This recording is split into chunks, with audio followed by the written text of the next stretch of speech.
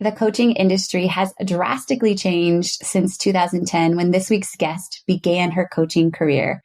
And in this week's episode, she adds so much insight into what it takes to be a successful coach in today's world and how we navigate the emotions and the drive for productivity and the hustle culture that often comes with being in entrepreneurship. Hey, I'm Amanda, and welcome to the Best Damn Coach podcast, where I will teach you how to coach yourself, how to coach your clients, and how to run your coaching business. The number one goal of this show, though, is to help you be the best damn coach you can be so your clients go out and tell the world about you. So let's do the damn thing.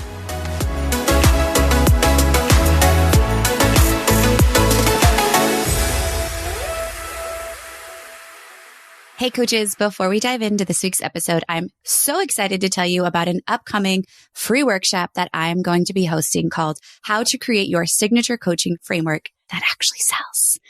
Here's the reality. I'm going to drop some truth on you. By 2024, the coaching industry is projected to be over an $11 billion industry. And I know that you decided to be a coach because you want to serve people. And sometimes it feels a little bit frustrating when there's so many brilliant coaches out there, and it might feel impossible that you are going to be the one that stands out above the rest. And sometimes you get lost in those thoughts. You feel yourself slipping into these imposter feelings, wondering, why would somebody choose you? Or are you going to be able to actually get your clients the results that they came to you for? There can feel like there's so much you want to teach them, so much you quote unquote should teach them, that it feels overwhelming and you're not sure where to start and what best next step to take. Cue in your signature coaching framework. Why? Because ain't nobody going to do it like you do it. A signature framework is your methodology, your unique steps, a step-by-step process that you are going to walk your clients through time and time again so they get the exact results that they came to you for. And what I see is a lot of coaches don't actually have it, or they think, I don't have this yet. I haven't been doing this long enough. You are wrong. And that's why on June 28th at 9 a.m. Pacific, I am going to help you create and walk you through how to create your signature coaching framework so that every client that shows up with you gets the results they came to you for. But more importantly, you stand out above a sea of coaches who are doing the exact same things. So I would love for you to join me and don't miss out on this amazing workshop.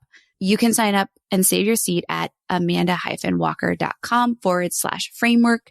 And throughout the process, I'm going to teach you the key to developing a signature framework that actually produces results.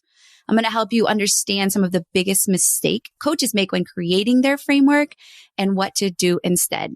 So join me in this free workshop so you can guarantee that every client comes to you and walks away with the exact results they came to you for.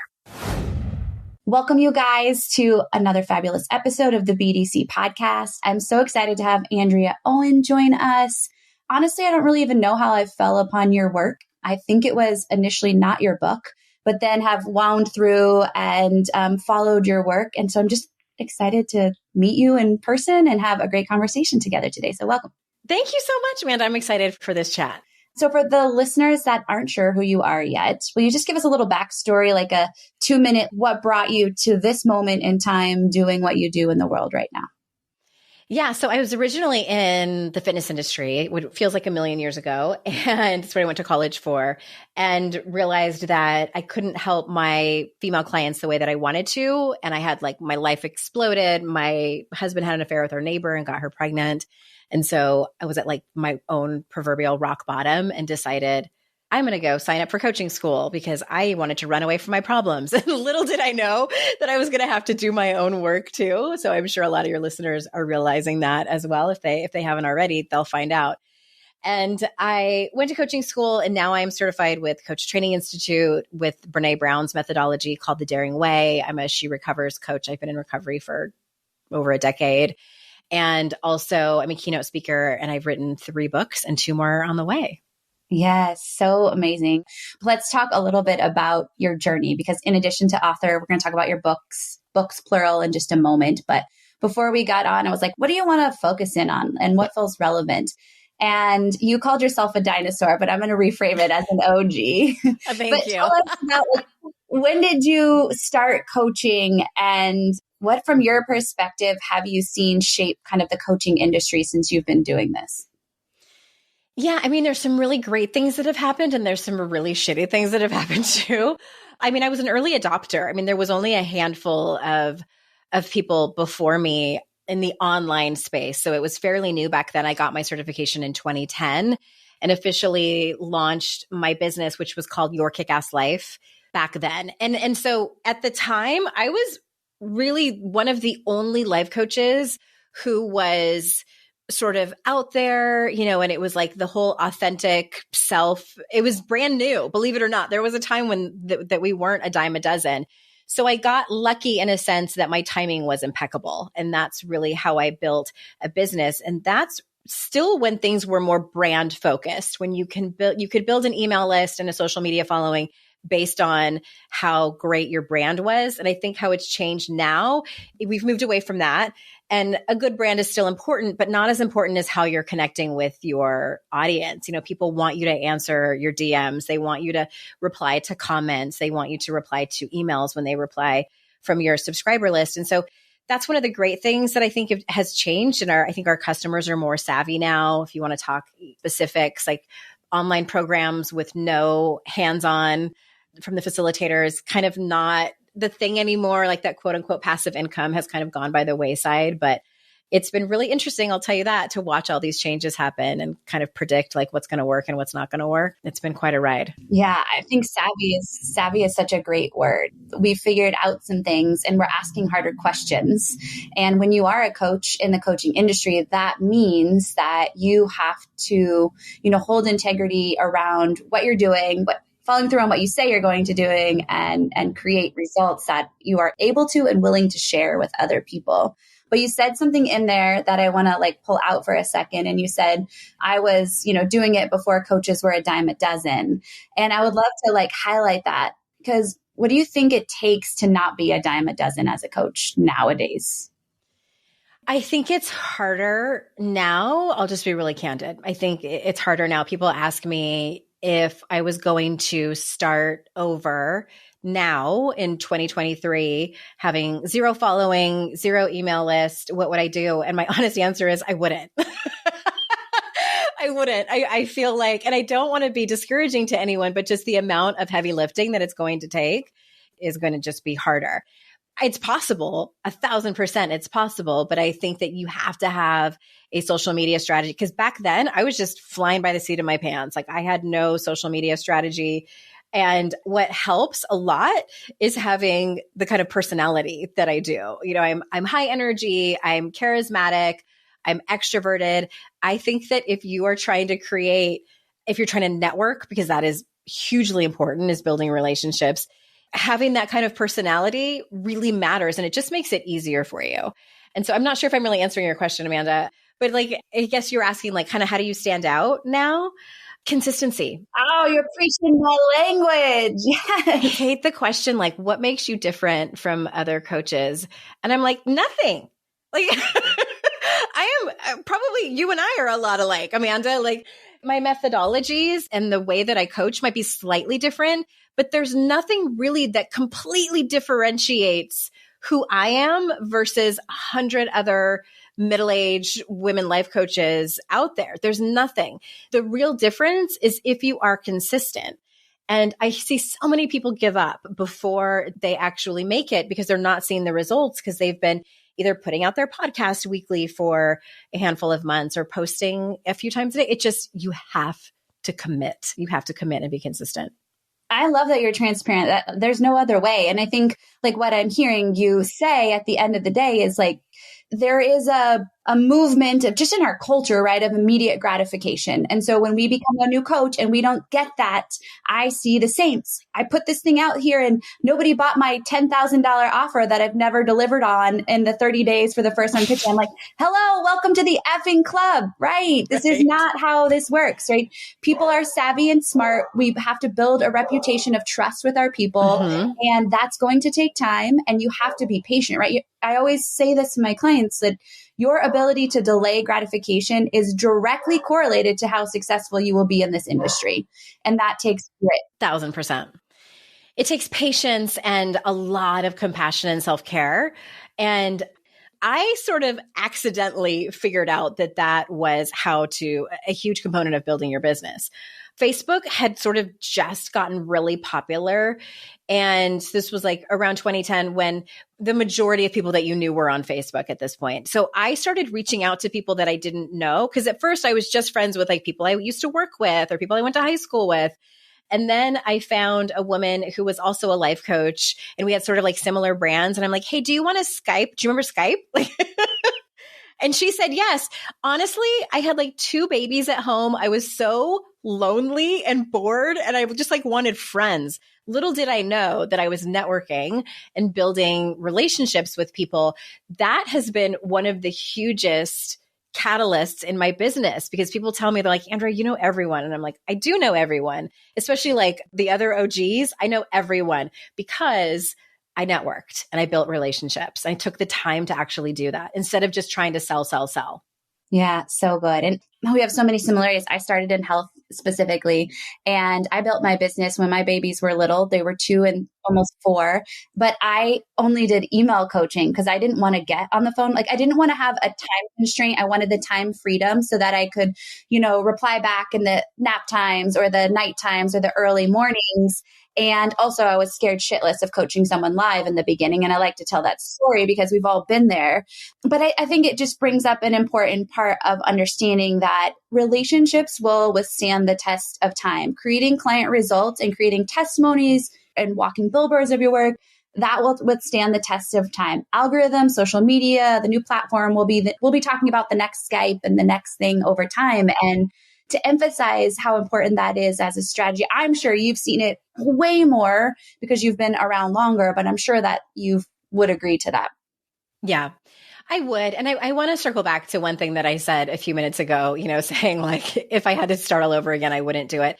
One of the other reasons that I wouldn't do it is that, so I'm 47 now. When I started, I was in my early 30s, I had a lot more energy. I had a lot more ambition, and I had a lot more grit and just the hustle. And also we were like in the depths of hustle culture, and I was so hungry for it.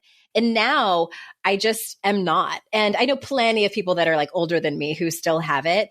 And I got to the place where I'm like, you know what? I'm okay like being in this place. I've had an incredibly successful career. I have gone above and beyond my vision boards.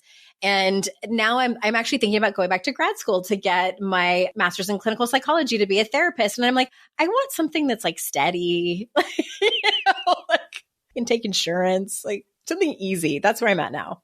Yeah. And those ebb and flows of yourself. But to your point, I'll use Facebook ads as an example. Like, we've grown our business very robustly without tapping into that resource because I just wasn't sure. Is that something I want to play with? Is that a skill set I want? Is that a risk I need to play with? And like, what does that look like? Does that grow beyond what I really have a vision? And so I'm hearing from all my colleagues like, oh, just don't start Facebook ads because they're not like they used to be, right? And so there's a bit of like, you don't know what you don't know either. So for new people stepping into the industry, and even for myself, I don't know what it's like to start when you did. I only know what it's like to start when I did. And I think that there's always going to be iterations of new generations of coaches coming in and never taking or fulfilling, the impact that you've made, but being willing to have the grit and learn the new methodologies necessary as well.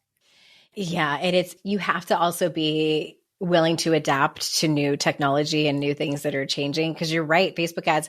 We didn't do a whole lot of Facebook ads because you would really be surprised how hard it is to get your ad approved when you have the word ass in your business, which is like so stupid. My old brand was Feel Amazing Naked, the health brand. So trust me, that naked word, I'm there with you. They didn't like that very much, huh? No.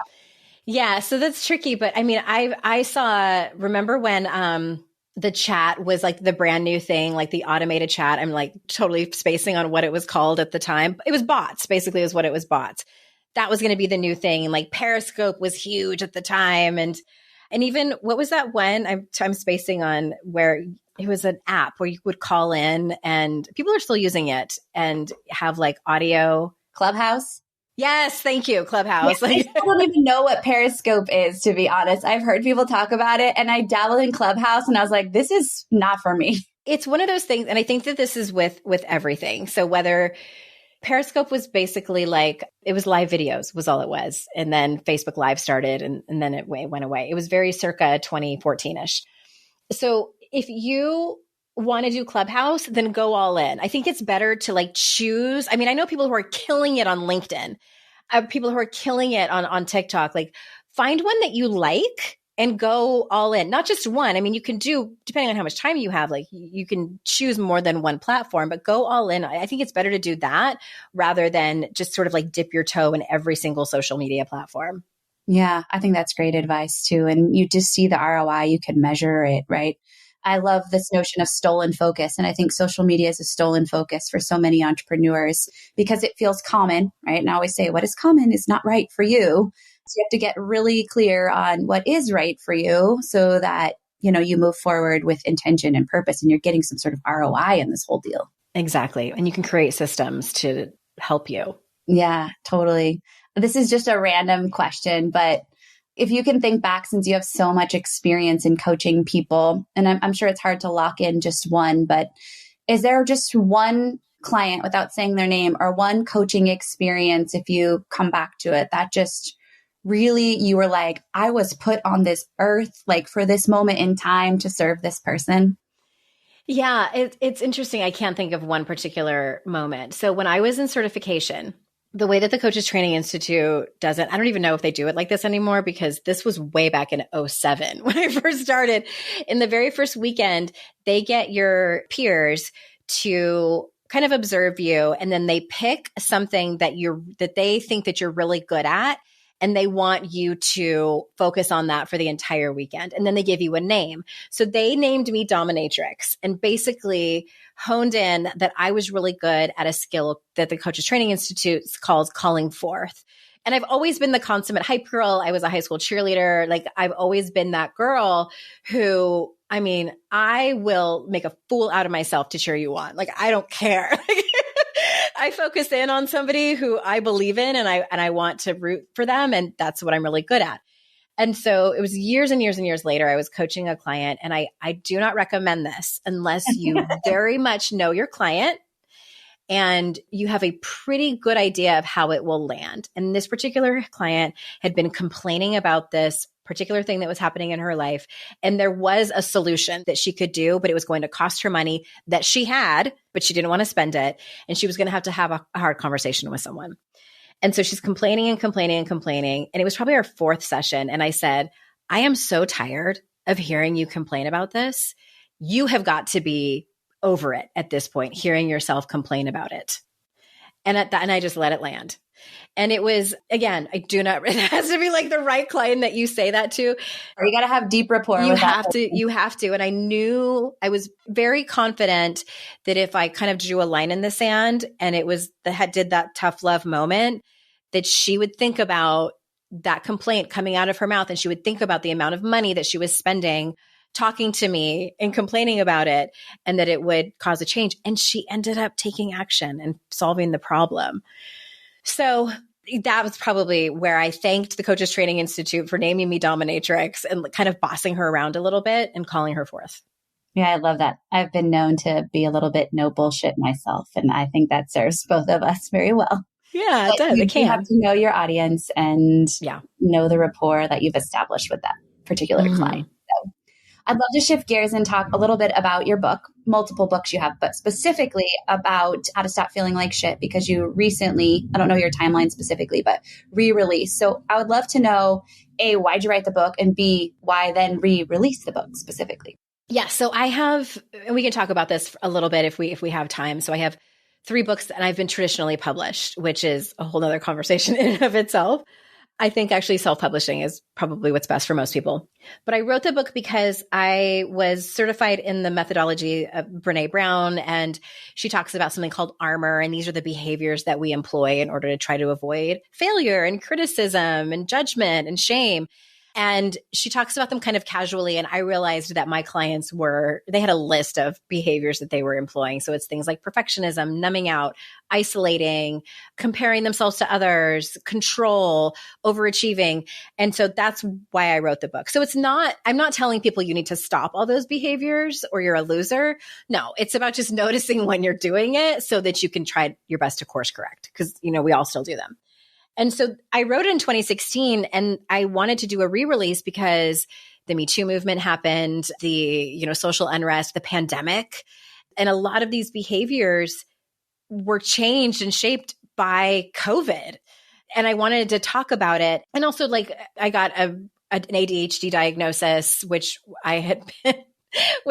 should have been diagnosed at least in my teens. And realizing that a lot of those behaviors can be either caused by or exacerbated by some kind of neurodiversity. So I wanted to mention that in the book too. And so I approached the publisher and they said yes. And then that's how it happened. That's so freaking cool. And so how are you feeling on the flip side of it now? Really good. Authors usually don't. That's one of the downsides of traditional publishing, is that you can't go back and edit books because you don't own the rights to them. My very first book, 52 Ways to Live a Kick-Ass Life, which I wrote in 2011 and 2012, is riddled with toxic positivity. I want to go back and write in the margins. I love though. It's such a great example of you do the best you can with what you have in that moment. What you have. Right. And it really is like my cheerleader voice coming through, my tough love voice coming through. So I just want to add some stuff in the margins, yes. And if you are really struggling with chronic depression, go see your therapist. It's not just a mindset issue. Yeah, I feel great about it on the flip side. I'm honored to have been able to do it. I'm so excited for you. That's so cool that they were all in with you and that you just follow your heart and you lean into that. And, it does provide through the journey. Going into that book specifically, I guess you kind of mentioned perfectionism, numbing out, but, for those people that have the affinity or notice they're feeling like shit, what are some of the ways to just be ooh, maybe I have work that needs done here? Yeah, I think, if I could just point to the very first chapter and I talk about a negative self-talk and, we all have it. And what I ask people to do is have the goal be that you just notice and tell yourself a neutral mantra, one that doesn't necessarily have to be a positive affirmation. And you're also not telling your inner critic to fuck off, because that might feel great in the moment, but in the long run, it ends up not helping. And just trying to rewire your brain essentially. And you're creating a pattern interrupter, because if you are riddled with negative thoughts and just beating yourself up or comparing yourself to other coaches online or other moms or whatever it is, that A, feels like shit, and B, is not going to get you to where you want to be. No one beats themselves up into more success and more coaching clients. No one beats themselves up into their fitness goals. You have to have some compassion for yourself. And I think a lot of us have been raised to think that if we're compassionate, then we're letting ourselves off the hook. Then we're going to be slackers, then we're going to be lazy. And I thought that too. It turns out that's not actually true. Good to know. Figured that out myself as well. Yeah. Feels a lot better just to cut yourself some slack and forgive yourself. And also it's just a much more loving path to go down. Yeah, that really speaks to me because the fear of what we were talking about before we went live. You had shared something on social media that definitely hit me. Is that fear of just rest and just being. It's probably one of the most uncomfortable tasking or homework assignments I've given clients over the years is your homework this weekend is actually just to sit. Can we start with 15 minutes of doing nothing? Not allowed to watch TV, be on your phone. I just want you to sit, right? And they're right? Because what happens in their brain is but I could be doing so much more. I could be advancing my life in some way. And I think that definitely speaks to me of having to really look inward of my own, this is just me, but my personal fear of stagnation and my personal fear of being a place of not what I was I'm air quoting, not growing, right? Because it doesn't feel like productivity. And that is real. And I think that is a deep driver of action, but it's not sustainable in the end. Mm-mm. It's not. And Emily and Amelia Nagoski wrote a book called Burnout, which is geared towards women. And I found it so enormously helpful because they look at a lot of research, and research shows that we need to spend about 40% of our time at rest.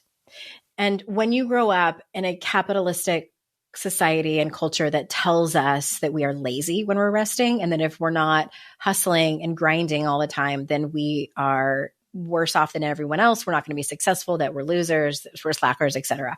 It's hard to rest. And I think that you're right. It's very uncomfortable. But what I found out, this is one of the things that helped me, is that I realized that even my body was starting to force me. Well, I got sick. I got an autoimmune disorder in 2020, which I think was just sort of like lying dormant. And then the stress of the pandemic was like, hey, here we are, coupled with perimenopause. It's fun. But so I was sort of forced to rest, which was deeply uncomfortable. But I noticed that when I, it stacked my days, maybe I had like 4 interviews in a row, and then I broke for 30 minutes for lunch, and then had some coaching clients. And then I had like 2 hours to do whatever, like on my computer. I found that I was not getting a whole lot done. And it was as if my brain was like, for the love of Jesus Christ on a bicycle, could we not work? Yeah. And so I'm like, okay, well, I'm just sitting here at my desk doing really nothing, like just wanting to scroll through TikTok. So maybe I should just like go lay down and scroll through TikTok and actually rest. So the pandemic honestly was one of my huge life lessons, to actually not work all the time. I was just hosting a training, and one of the things that I really highlight around this topic too is, we were born into a performative society. The first 18 years of our life, typically, if you've gone through traditional school, for the majority of people, have been modeling for us, you are better and more worthy if you get the A, right? And so now, and not everybody subscribes to that, but the majority of us, even if we were getting F's in school, like we still had this hierarchy that existed. And so it's natural then that we have to undo all the learning around validation from others and even self-validation. And that's freaking challenging. But the first step is awareness that it doesn't have to necessarily be that way. And that's just undoing, to your point, pattern interrupting and finding ways to retrain your brain towards, what's possible and new ways of thinking and discovering yourself. Yeah. And I do think it takes a little bit of experience to actually understand like how important rest is to our productivity. When you do rest and then you see how much more clear your brain is and how much better you feel and how you're not getting sick as often and you just feel better so that you can get more done. Yeah, truth to that. Mm-hmm. Oh my gosh, you're a wealth of information. It's so fun having you here. I would love for you to share with the audience, how do we find your book? I know you have some like juicy stuff with the new one. Tell us where we can find you and your book to order it. At my website, AndreaOwen.com. It's super easy. And I have a podcast too called Make Some Noise. And everything is on there. Like my freebie is on the website, and also a page that has all my books on it. Amazing. And all of this stuff will be in the show notes, also linked to social media. And we're just honored that you took the time to join us and share your wisdom. So thank you for being with us. Thank you. Yeah. And I just want to thank all the listeners too. I know how important their time is, and I am super grateful that they chose to spend it with us. Yeah, likewise. One of the most important things you will ever do as a coach is ask questions. So I've put together a simple go-to resource that you can have in your back pocket as a coach of 10 powerful questions I believe every coach should know. So go ahead and head on over to amanda-walker.com/questions to grab yours now.